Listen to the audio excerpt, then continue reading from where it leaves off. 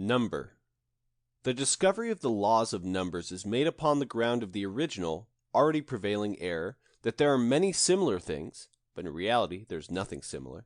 At least, that there are things, but there is no thing. The supposition of plurality always presumes that there is something which appears frequently. But here already error reigns. Already we imagine beings, unities, which do not exist. Our sensations of space and time are false, for they lead, examined in sequence, to logical contradictions. In all scientific determinations we always reckon inevitably with certain false quantities.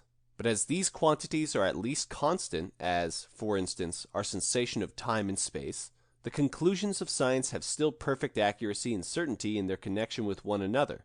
One may continue to build upon them, until that final limit where the erroneous original suppositions, those constant faults, come into conflict with the conclusions, for instance, in the doctrine of atoms. There still we always feel ourselves compelled to the acceptance of a thing, or material substratum, that is moved, whilst the whole scientific procedure has pursued the very task of resolving everything substantial, material, into motion. Here, too, we still separate with our sensation the mover and the moved and cannot get out of this circle, because the belief in things has from immemorial times been bound up with our being. When Kant says, "The understanding does not derive its laws from nature, but dictates them to her," it is perfectly true with regard to the idea of nature which we are compelled to associate with her. Nature equals world as representation, that is to say, as error, but which is the summing up of a number of errors of the understanding. The laws of numbers are entirely inapplicable to a world which is not our representation. These laws obtain only in the human world. 20. A few steps back. A degree of culture, and assuredly a very high one, is attained when man rises above superstitious and religious notions and fears, and, for instance, no longer believes in guardian angels or in original sin, and has also ceased to talk of the salvation of his soul. If he has attained to this degree of freedom, he has still also to overcome metaphysics with the greatest exertion of his intelligence. Then, however, a retrogressive movement is necessary. He must understand the historical justifications as well as the psychological in such representations.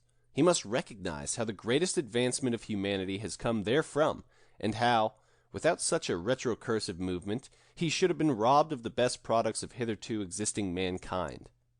With regard to philosophical metaphysics, I always see increasing numbers who have attained to the negative goal, that all positive metaphysics is error, but as yet few who climb a few rungs backwards.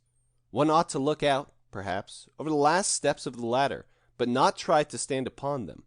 The most enlightened only succeed so far as to free themselves from metaphysics and look back upon it with superiority, while it is necessary here, too, as in the hippodrome, to turn round the end of the course. 21.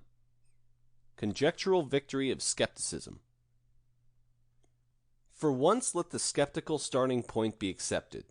Granted that there were no other metaphysical world, and all explanations drawn from metaphysics about the only world we know were useless to us, in what light should we then look upon men and things? We can think this out for ourselves. It is useful, even though the question whether anything metaphysical has been scientifically proved by Kant and Schopenhauer were altogether set aside. For it is quite possible, according to historical probability, that some time or other man, as a general rule, may grow skeptical. The question will then be this: what form will human society take under the influence of such a mode of thought? Perhaps the scientific proof of some metaphysical world or other is already so difficult that mankind will never get rid of a certain distrust of it. And when there is distrust of metaphysics, there are on the whole the same results as if it had been directly refuted and could no longer be believed in. The historical question with regard to an unmetaphysical frame of mind in mankind remains the same in both cases. 22. Unbelief in the monumentum aere perennius. An actual drawback which accompanies the cessation of metaphysical views lies in the fact that the individual looks upon his short span of life too exclusively and receives no stronger incentives to build durable institutions intended to last for centuries. He himself wishes to pluck the fruit from the tree which he plants, and therefore he no longer plants those trees which require regular care for centuries, and which are destined to afford shade to a long series of generations. For metaphysical views furnish the belief that in them the last conclusive foundation has been given, upon which henceforth all the future of mankind is compelled to settle down and establish itself. The individual furthers his salvation when, for instance, he founds a church or covenant. He thinks it will be reckoned to him in recompense to him in the eternal life of the soul. It is work for the soul's eternal salvation. Can science also arouse such faith in its results? As a matter of fact, it needs doubt and distrust as its most faithful auxiliaries. Nevertheless, in the course of time, the sum of all inviolable truths, those, namely, which have weathered all the storms of skepticism and all destructive analysis, may have become so great, in the regimen of health, for instance, that one may determine to found thereupon eternal works. For the present, the contrast between our excited ephemeral existence and the long-winded repose of metaphysical ages still operates too strongly, because the two ages still stand too closely together.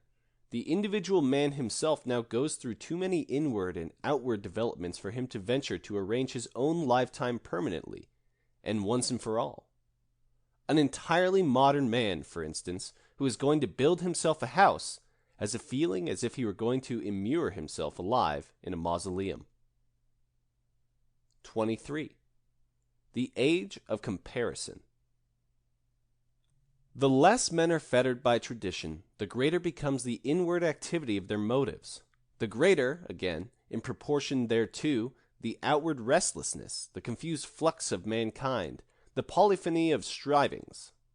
For whom is there still an absolute compulsion to bind himself and his descendants to one place?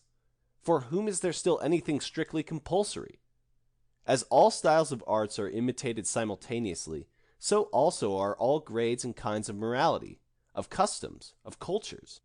Such an age obtains its importance because in it the various views of the world, customs, and cultures can be compared and experienced simultaneously, which was formerly not possible with the always localized sway of every culture, corresponding to the rooting of all artistic styles in place and time.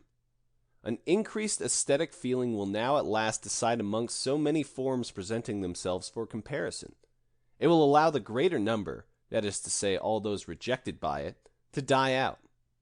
In the same way, a selection amongst the forms and customs of the higher moralities is taking place, of which the aim can be nothing else than the downfall of the lower moralities. It is the age of comparison. That is its pride, but more justly also its grief. Let us not be afraid of this grief. Rather will we comprehend as adequately as possible the task our age sets us.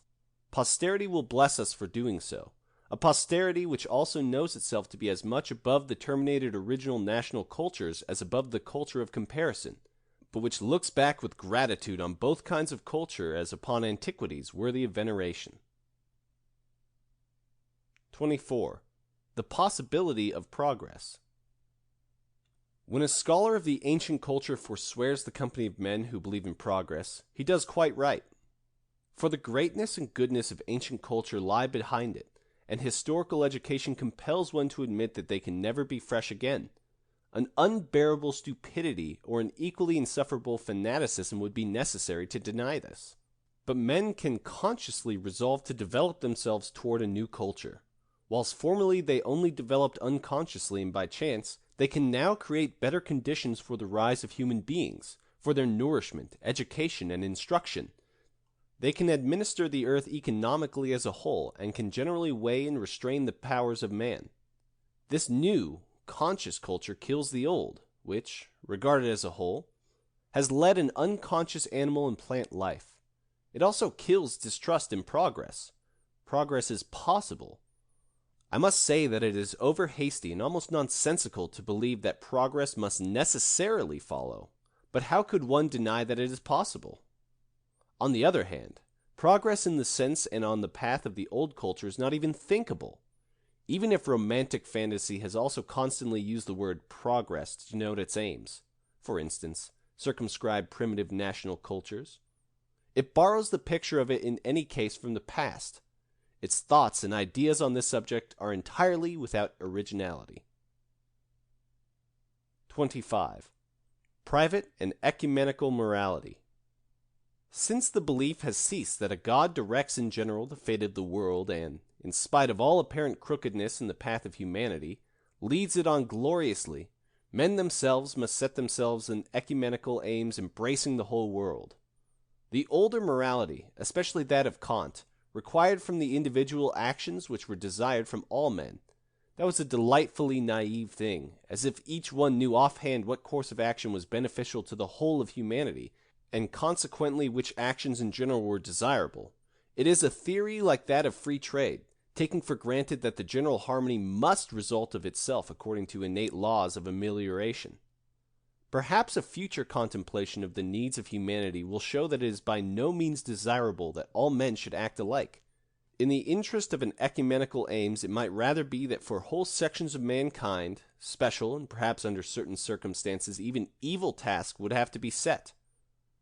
In any case, if mankind is not to destroy itself by such a conscious universal rule, there must previously be found, as a scientific standard for ecumenical aims, a knowledge of the conditions of culture superior to what has hitherto been attained. Herein lies the enormous task of the great minds of the next century. 26. Reaction as progress. Now and again there appear rugged, powerful, impetuous, but nevertheless backward-lagging minds which conjure up once more a past phase of mankind.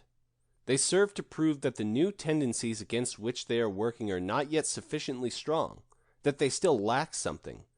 Otherwise, they would show better opposition to those exercisers. Thus, for example, Luther's Reformation bears witness to the fact that in his century all the movements of the freedom of the spirit were still uncertain, tender, and youthful. Science could not yet lift up its head. Indeed, the whole Renaissance seems like an early spring which is almost snowed under again. But in this century also, Schopenhauer's metaphysics showed that even now the scientific spirit is not yet strong enough. Thus, the whole medieval Christian view of the world and human feeling could celebrate its resurrection in Schopenhauer's doctrine, in spite of the long-achieved destruction of all Christian dogmas. There is much science in his doctrine, but it does not dominate it. It is rather the old well-known metaphysical requirement that does so. It is certainly one of the greatest and quite invaluable advantages which we gain from Schopenhauer, that he occasionally forces our sensations back into older, mightier modes of contemplating the world and man, to which no other path would so easily lead us. The gain to history and justice is very great. I do not think that anyone would so easily succeed now in doing justice to Christianity and its Asiatic relations without Schopenhauer's assistance, which is specially impossible from the basis of still existing Christianity.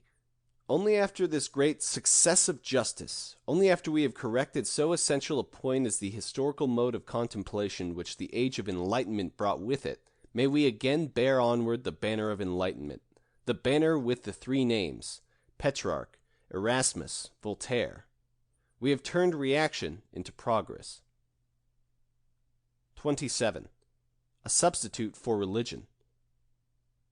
It is believed that something good is said of philosophy when it is put forward as a substitute for religion for the people. As a matter of fact, in the spiritual economy there is need, at times, of an intermediary order of thought. The transition from religion to scientific contemplation is a violent, dangerous leap which is not to be recommended. To this extent the recommendation is justifiable. But one should eventually learn that the needs which have been satisfied by religion and are now to be satisfied by philosophy are not unchangeable. These themselves can be weakened and eradicated. Think, for instance, of the Christian's distress of soul, his sighing over inward corruption, his anxiety for salvation, all notions which originate only in errors of reason and deserve not satisfaction but destruction.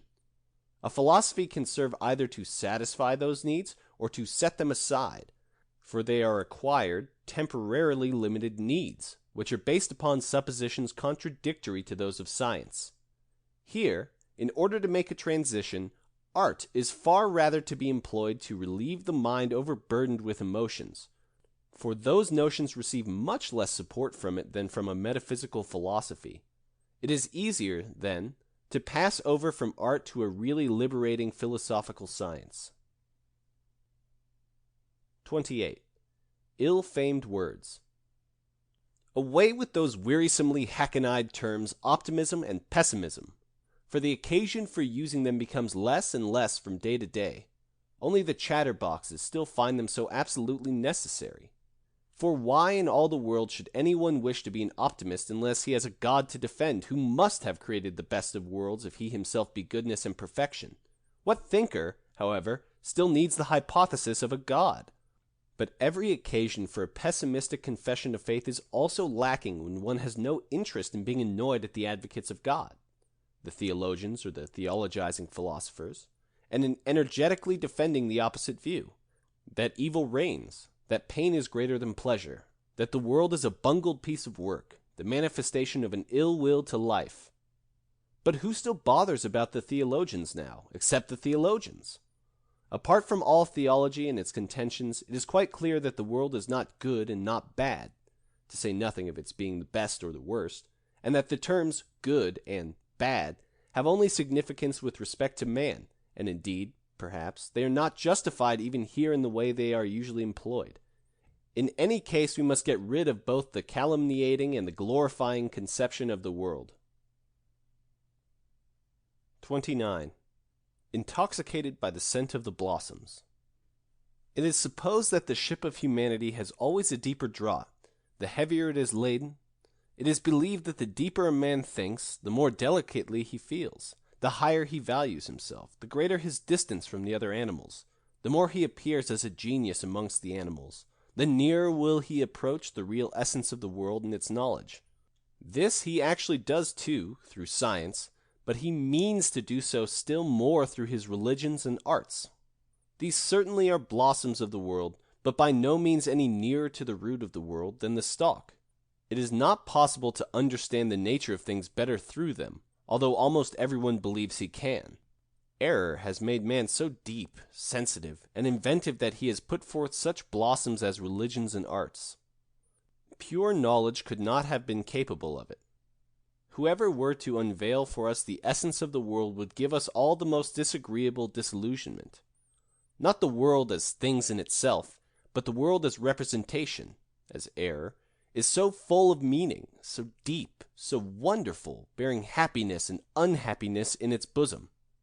This result leads to a philosophy of the logical denial of the world, which, however, can be combined with a practical world-affirming just as well as with its opposite. 30. Bad habits in reasoning. The usual false conclusions of mankind are these. A thing exists, therefore it has a right to exist. Here there is an inference from the ability to live to its suitability, from its suitability to its rightfulness. Then, an opinion brings happiness, therefore it is the true opinion. Its effect is good, therefore it is itself good and true. To the effect is here assigned the predicate beneficent, good, in the sense of the useful, and the cause is then furnished with the same predicate good, but here in the sense of the logically valid. The inversion of the sentences would read thus: an affair cannot be carried through or maintained, therefore it is wrong. An opinion causes pain or excites, therefore it is false.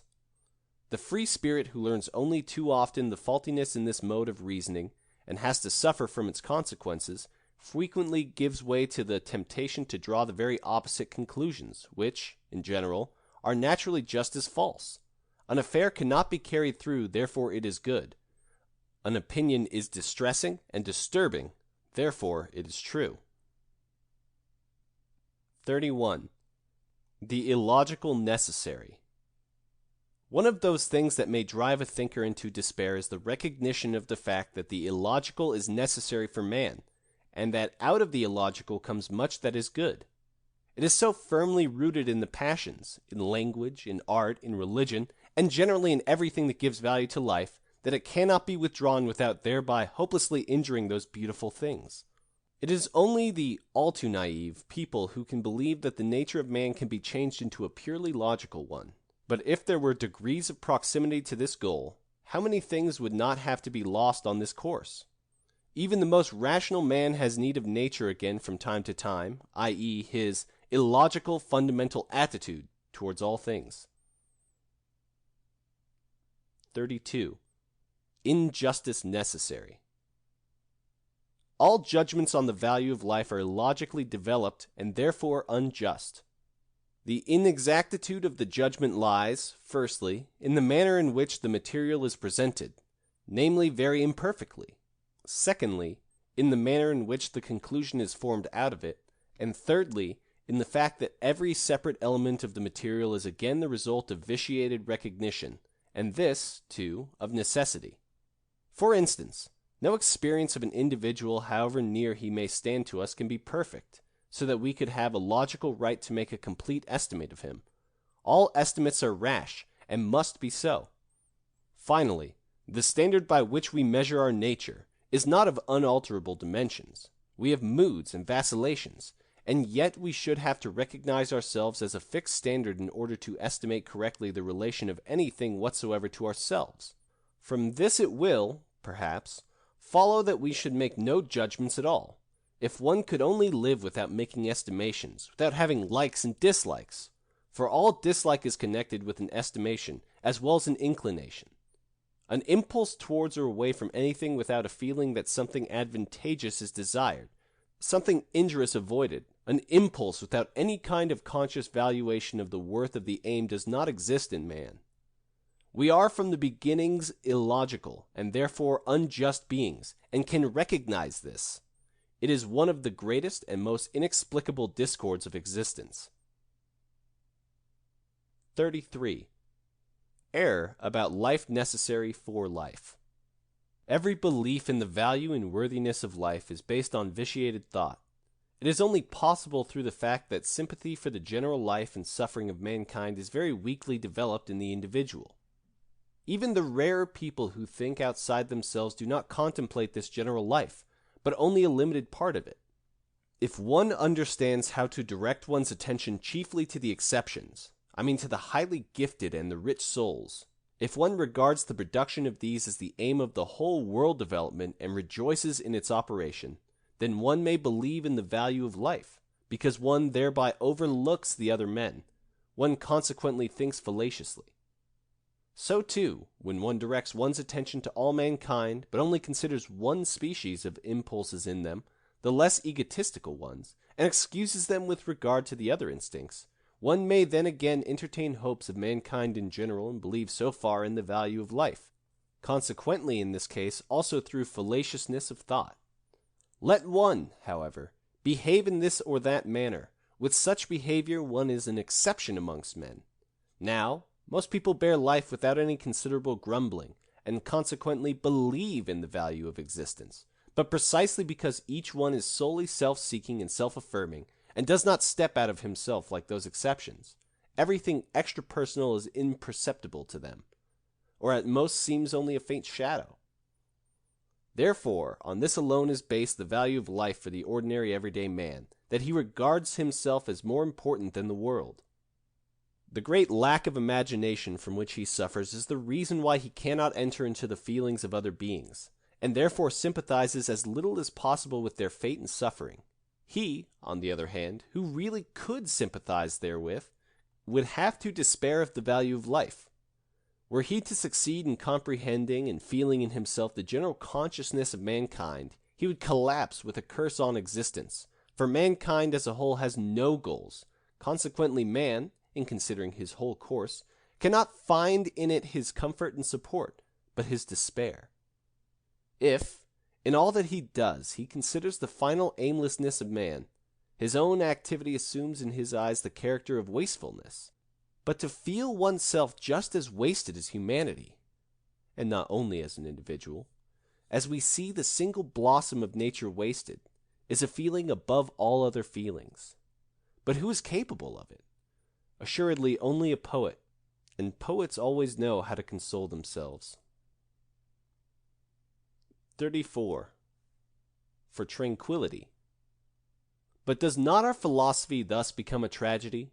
Does not truth become hostile to life, to improvement? A question seems to weigh upon our tongue and yet hesitate to make itself heard. Whether one can consciously remain in untruthfulness, or, supposing one were obliged to do this, would not death be preferable?